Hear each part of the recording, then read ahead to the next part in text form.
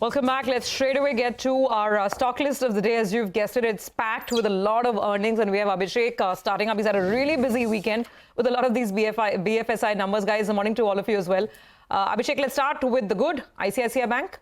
Well, ICICI Bank has outperformed peers with respect to many parameters like, slippages coming down, net interest margin remaining stable, as well as the fact that asset quality is one of the best that you are seeing in last 10 years or even more. So gross NPA ratio is now below the 2% mark at 1.97% versus 2.15% in the previous quarter. Operating efficiency is one of the best in last 7 quarters. Cost to income ratio is now at 38.6 versus 39.7% in the previous quarter. Annualized slippage ratio is at 15-quarter low, coming in at 1.59% versus 1.93%. While the industry is facing asset quality issues with respect to slippages, ICICI Bank has been able to improve its slippage ratio, which is heartening to see. Quarterly subsidiaries PAT, is at all-time high of 2,620 crore, led by ICICI Securities over there. And net interest margin on the flip side is at 9-quarter low, coming in at 4.27% versus 4.35% in the previous quarter. Write-off is at 11-quarter high at about 3,300 odd crores.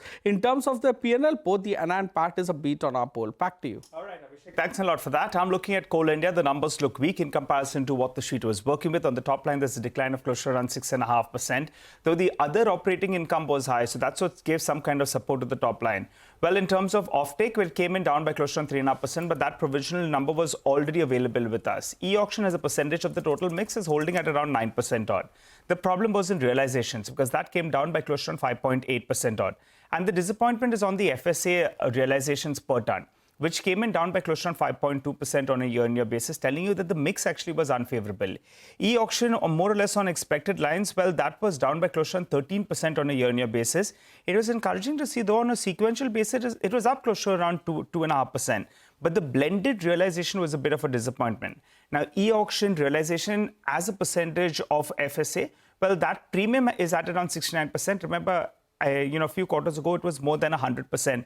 But the street is hoping that the second half of the year, you do see some kind of recovery, both on volumes as well as on realizations. Operating profit was a miss. You had margin compression out there because they sold less, but the contractual expenditure went up. Other expenditure as well was mildly higher. And that's what led the profit number to see a degrowth. The bright spot, though, is that they have announced a dividend of around 15.75 rupees per share. Stock starts off in the red and then gets some support from this dividend announcement. But let's go back to Abhishek. He's here to tell us about REC, Shriram Finance, as well as Bank of Baroda. Abhishek, take it away. Well, REC, the P&L was positive. Net interest margin has come in at 8-quarter high of 3.66%. The spreads are at 9-quarter high, coming in at 2.98% versus 2.74% in the same quarter last year and about 2.94% in the previous quarter. Asset quality continues to improve. Gross NPA ratio is down to 2.53 versus 2.6%. Now, AUM growth is at 15.15%, and given the standard that it has set earlier, this 15% YOY growth looks to be, the slowest growth in last 6 quarters. Shriram Finance, the asset quality has improved over there. Gross NPA ratio is down to 5.32 versus 5.39% in the previous quarter. Versus its peer, Chola actually reported deterioration in asset quality. This number looks to be on the better side. Net interest margin declined sequentially. It declined to 8.74 versus 8.79% in the previous quarter. Disbursals were strong at 15% YOY and about 6% sequentially. So disbursal to AUM ratio that I calculate remains steady at 24% versus 22.8% in the previous quarter. AUM growth is also healthy at almost 20% YOY and about 4% sequentially. While Bank of Baroda, the asset quality is one of the best that you are seeing in last 10 years or even more. Annualized credit cost has remained below 1% for them in the last 10 quarters in a row. So gross NPA ratio is down by 38 basis points sequentially to 2.5%. Annualized slippage ratio is at 1.09% versus 1.13%. It's the lowest that you are seeing in last 3 quarters and second lowest that you are seeing for Bank of Baroda in last 16 quarters. Annualized credit cost that is at 0.6% versus 0.5% in the previous quarter and about 0.9% in the same quarter last year. So 10 quarters in a row, they have been seeing annualized credit cost at less than 1%. In terms of the P&L, the NI is slightly below our poll. However, thanks to other income and recoveries that they have seen in few accounts, the PAT is way ahead of our poll. Back to you. All right, lots of financials, REC, Shriram, Bank of Baroda, and more coming. Abhishek, thanks for that for now. Coming back to you, but IndiGo reported numbers as well. They reported a net loss which was larger than what was expected. Then you take it away. So yes, they reported a net loss this time of 988 crores, which is a loss that they reported for the first time after 7 quarters. Last year, there was a profit of 188 crores. Even the revenue growth, that's been the subdued and lowest revenue growth that the company has seen in almost 14 quarters, coming in just at 13.5%. Margins obviously also have seen a contraction, 14.3% versus 16.4%. This is the EBITDA margin. What impacted the profits of the company and overall the performance of the company?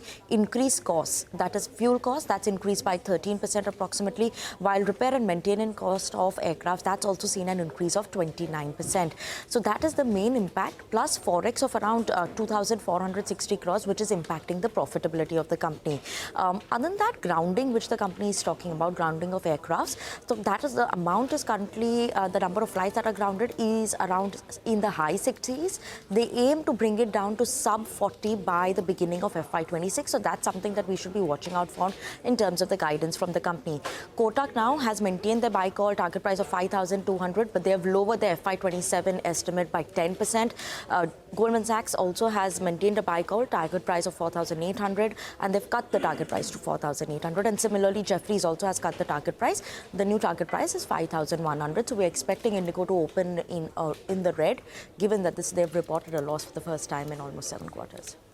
Yeah, not looking too good. Stock's about 10-14% off the peak, but nonetheless, I think this rise in cost could be a little more than what the market had penciled in. Vinny, got it. Thank you very much for that.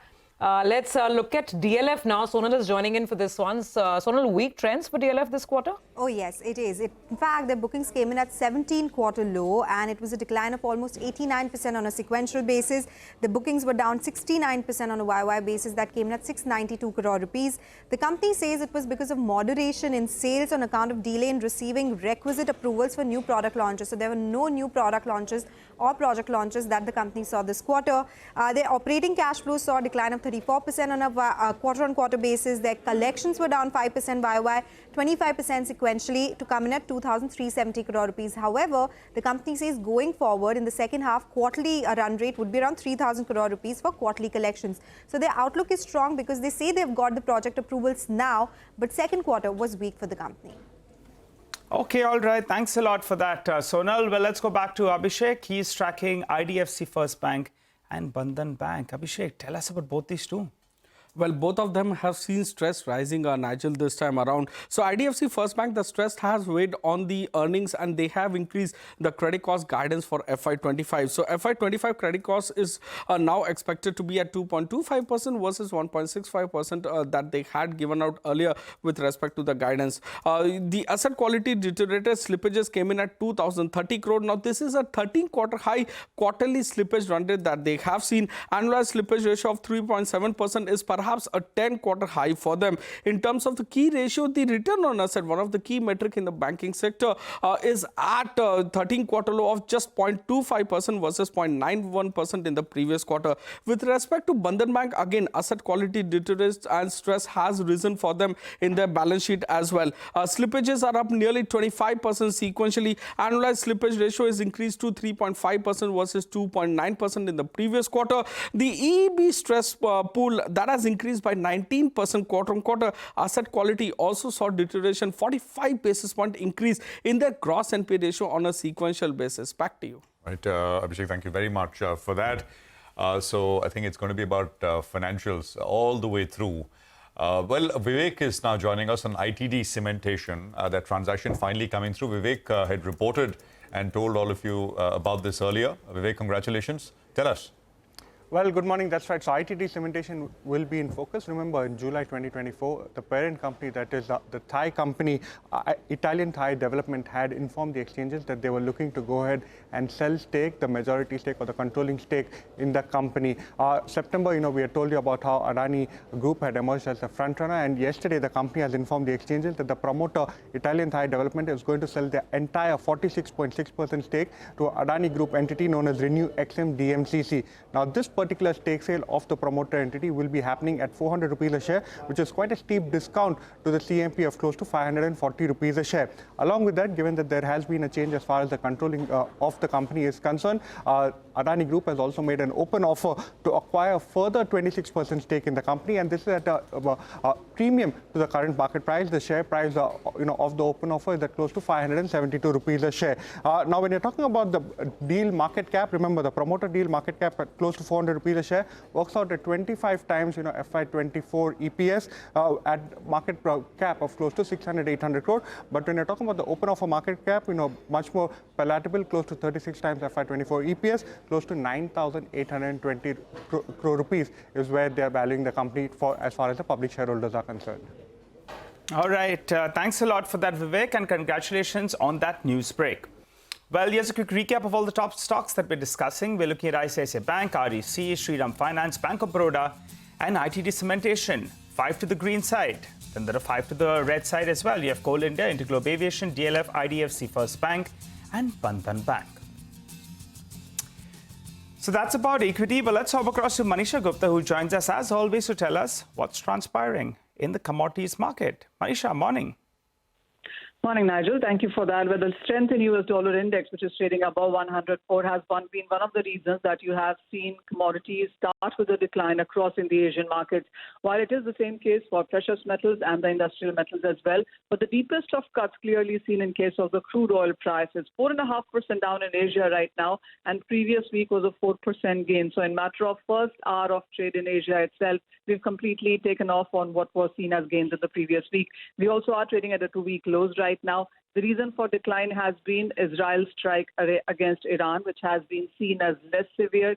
It has avoided all nuclear and oil facilities. And for the time being, the Middle East tension seems to have eased. In any case, the markets are looking at higher supplies in the global markets. The demand has continued to decline. The OPEC and the IEA have constantly cut demand growth expectations for this year and the next year as well, and that has continued to weigh onto the market. So a 4.5% decline is what we are working with right now, and the rest of the time zones are yet to open. The markets do expect that in the Eurozone and as the New York markets open today, you could be looking at further declines continuing here.